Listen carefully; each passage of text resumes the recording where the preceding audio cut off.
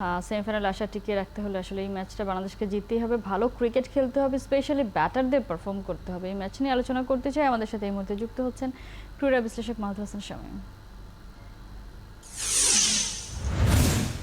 মাহমুদ হাসান শামীম, শুভ সকাল, স্বাগত একাত্তরের খেলাযোগে।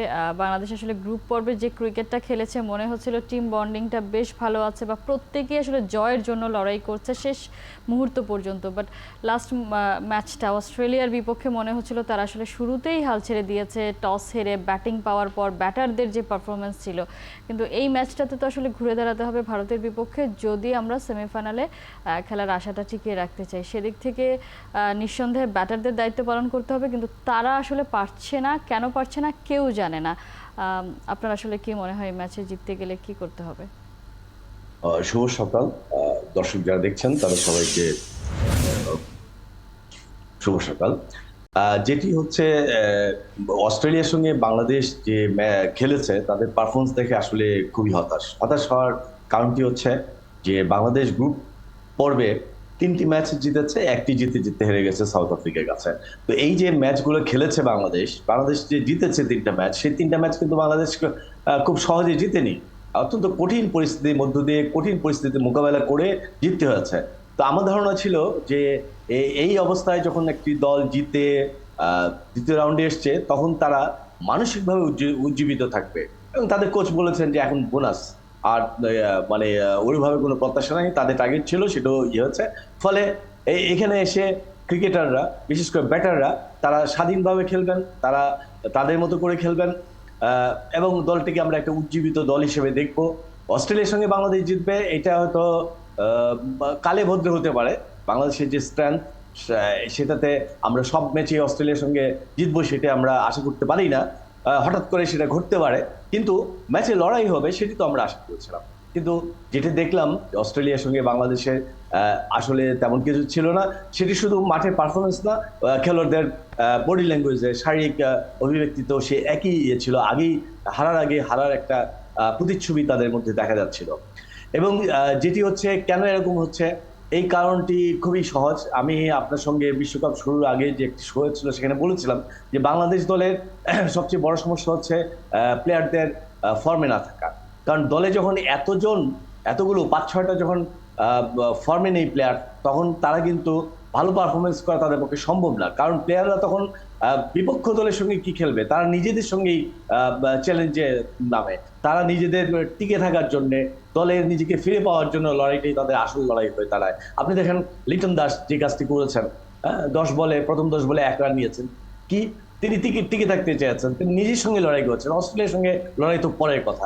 এটি হচ্ছে বাংলাদেশ দলের মূল নিয়ে এত ফর্মহীন প্লেয়ার নিয়ে আমার মনে হয় কোনো দেশ কোনো দল করেনি, যেটা আমরা বাংলাদেশ দল করেছি, এবং সেটার রেজাল্ট কিন্তু আমরা মাঠে দেখতে পাচ্ছি। এক দলটা কোনোভাবেই ওইভাবে একটি দাঁড়াতে পারছে না, বিশেষ করে ব্যাটাররা সে কাজটি করতে পারছে না। আর আরেকটা জিনিস আমি দেখছিলাম যে একটা অ্যানালাইসিসে যে ট্রাভিস হেড এবং শেন ওয়ার্ন তারা কিন্তু তাদের 4th 5th স্ট্যাম্পের বলে ঝামেলা করছিলেন অফ স্ট্যাম্পে।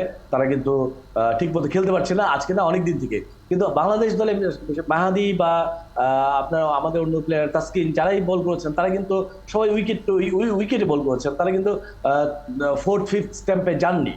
তো এই যে অ্যানালাইসিসগুলো আমি জানি না কিভাবে হচ্ছে, এবং সেটা নিশ্চয়ই হচ্ছে, এবং সেগুলো মাঠে গিয়ে খেলোয়াড়রা কাজে লাগাতে পারছে কিনা সেটা দেখা যাচ্ছে যে যেভাবে খেলা উচিত সেভাবে খেলতে পারছে না। তো সব মিলে বাংলাদেশ দলটি আসলে খুব একটা ভালো ফর্মে নেই, এবং আজকে ইন্ডিয়ার সঙ্গে আমরা জিতেছি। ইন্ডিয়ার সঙ্গে আমরা যে সবসময় হেরেছি তা না, মাঝে মধ্যে আমরা জিতেছি, এমনকি অন্য ফরম্যাটে বিশ্বকাপে এই ওয়েস্ট ইন্ডিজে আমরা হারিয়ে বিশ্বকাপের মধ্য থেকে ইন্ডিয়াকে বাধা হওয়ার ব্যবস্থা করে দিয়েছি, বাড়ির টিকিট ধরিয়ে দিয়েছে। কিন্তু এইবার যে ফর্মে আছে বাংলাদেশ দল, সেটাতে আসলে কি করবে খুবই আশঙ্কার ব্যাপার রয়েছে। এখন দেখেন আমরা দেখেছি প্রথম পর্বে রান হচ্ছিল 140 রানটাই ছিল। এই দ্বিতীয় পর্বে সেই রানটা কিন্তু চেঞ্জ হয়ে গেছে। এখন আপনার গড়ে রান হচ্ছে ফার্স্ট ইনিংসে হচ্ছে 175-এর মতো, এবং সেকেন্ড ইনিংসে 150-এর মতো। এবং বড় দলগুলো England, West Indies, south Africa, Australia, Bharat তারা কিন্তু গড়ে 175 রান করছে। ফলে এখানে 180 না করতে পারলে আসলে লড়াইয়ে থাকা যাবে না। এবং বাংলাদেশ দল যা করেছে এই পর্যন্ত 180 করা তাদের পক্ষে সম্ভব কিনা, হ্যাঁ সামর্থ্য আছে। আমরা লিটন, শান্ত, সৌম্য, যাই হোক সবাইকে আমরা দেখেছি, তাদের সামর্থ্য আছে, কিন্তু সেই সামর্থ্যের মধ্যে এখন তারা নেই। সামর্থ্যকে তারা প্রয়োগ করতে পারছেন না এইখানে এসে। মানসিক প্রতিবন্ধকতা কোথায়, তারা ফর্ম হারিয়েছেন, এবং ফর্ম হারিয়ে গিয়ে যে মেন্টাল ব্লক হয়েছে সেই ব্লক থেকে কিন্তু আসলে বেরিয়ে আসতে পারছেন না।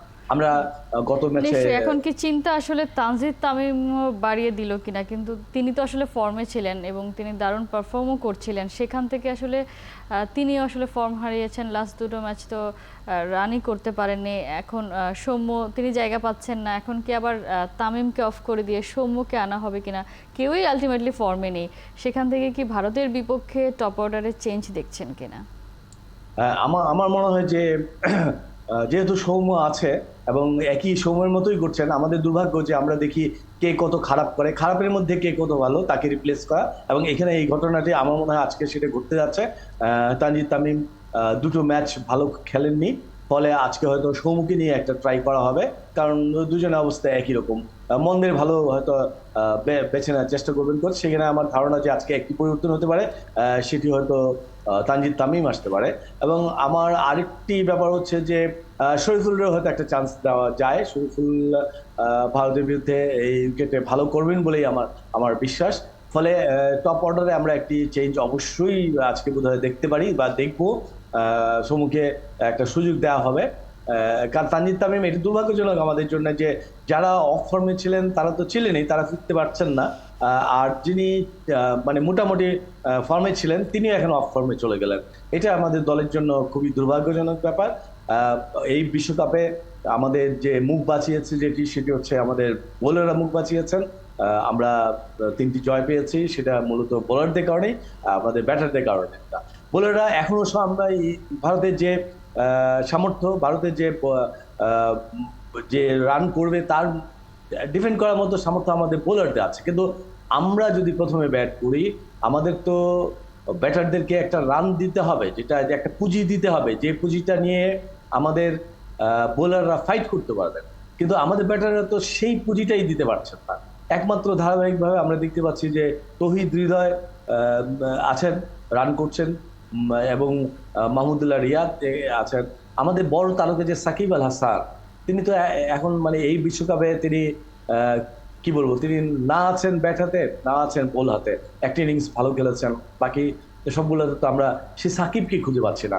ফলে আমাদের যে তারকা যাদের উপর নির্ভর করে, যাদের অভিজ্ঞতার উপর নির্ভর করে আমরা এই বিশ্বকাপে ভালো করব বলে মানে আস্থা বা আশা করা হচ্ছিল, সেটি কিন্তু আমরা একেবারেই মানে হারিয়েছি। সাকিবের মতো প্লেয়ার, তার এটা সম্ভবত টি-20 বিশ্বকাপের শেষ বিশ্বকাপ। সেখানে যেখানে আমরা আশা করছিলাম যে তিনি এই বিশ্বকাপ থেকে নানাভাবে রাঙিয়ে রাখবেন তার পারফরমেন্সের মাধ্যমে, কিন্তু আমরা সেই সাকিবকে পাইনি। এবং সাকিব যখন অফ থাকেন, নিষ্প্রভ থাকেন, তখন দলে কিন্তু একটা বড় ধরনের ঘাটতি তৈরি হয়। সেটা তো আসলে আমরা দেখতেই পাচ্ছি। সাকিব আল হাসান ব্যাটার হিসেবে যতটা না সফল, তিনি তো আসলে বোলিংয়ে সবসময় ব্রেক থ্রু এনে দিতেন।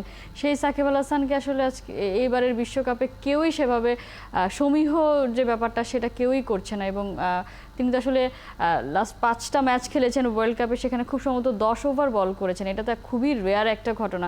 গতকাল আসলে তামিম ইকবালের একটা ইন্টারভিউতে দেখছিলাম, তিনি বলছিলেন যে সাকিব আল হাসান যেহেতু একটু সময় নিচ্ছেন রান করতে, তাকে যদি একটু প্রমোশন দিয়ে ব্যাটিংয়ের ক্ষেত্রে উপরে আনা যায়। আপনারও কি তাই মনে হয় কিনা যে তাকে যদি আসলে 1 ডাউনে প্রমোশন দেওয়া যায় তাহলে তিনি একটু সময় পাবেন, ব্যাটে রান পাবেন?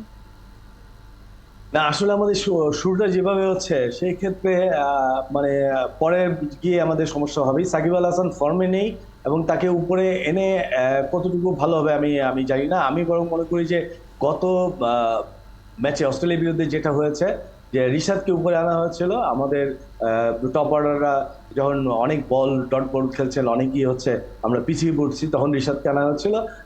রিশাদ ক্লিক করেননি, কিন্তু তার সে সামর্থ্যটুকু আছে। আমি মনে করি যে গত ইনিংসে ব্যাটিং লাইন আপটা যেরকম ছিল অস্ট্রেলিয়ার বিরুদ্ধে, আমার মনে হয় ভারতের বিরুদ্ধে সেটি করা উচিত। রিশাদকেই সামনে এনে আবার একটু পরীক্ষা করা যায় যে সেখানে রানের গতিটা একটু বাড়ানো যায় কিনা। এবং সাকিব আল হাসান যেহেতু নিচের দিকেই ভালো করছেন না, উপরে সে কতটুকু ভালো করবেন আমি জানি না। তামিম কেন এমন ভাবছেন?